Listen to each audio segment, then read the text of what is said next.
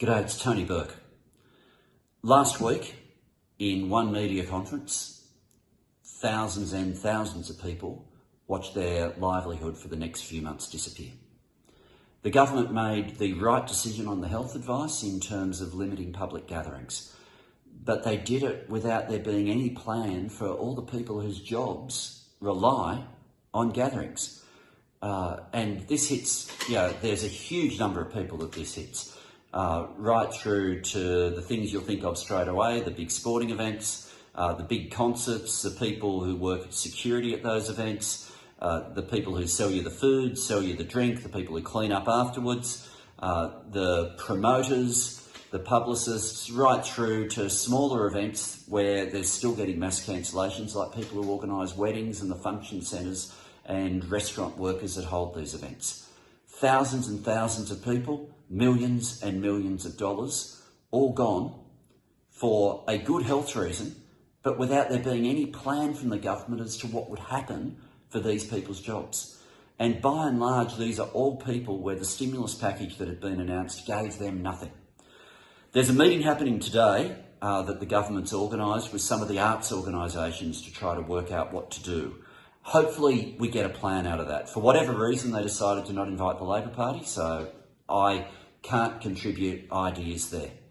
But what I can do is let you know, at the very least, for the performers and artists, there's something where you can help right now. A whole lot of us are going to spend 2 weeks at home. A whole lot of us are going to be isolated, either because we have symptoms of coronavirus or our workplace closes for different reasons.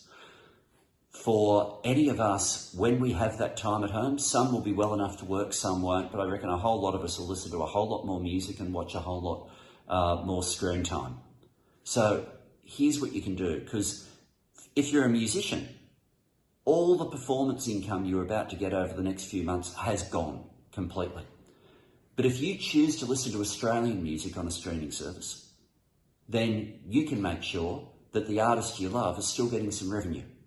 If you're going to watch a movie, go through the menu and find the Australian movies. I've written to the streaming companies today, I've written to the radio stations. I'm encouraging as many as possible to promote the Australian content. These are the people who provide the soundtrack to our lives, tell the stories of our lives, and right now, they're in the battle of their lives. They're the same people who only months ago were turning up for free to help people affected by bushfires, and we have to make sure we don't turn our back on them right now. If you're getting a refund from a concert or event that you'd booked, spend that money on merchandise. Go to the artist's webpage, find their merch section and buy it directly from there. But do it through their webpage. Don't go via Google, because there's a few companies that completely rip off the artists. So go via the artist's webpage, buy some merchandise.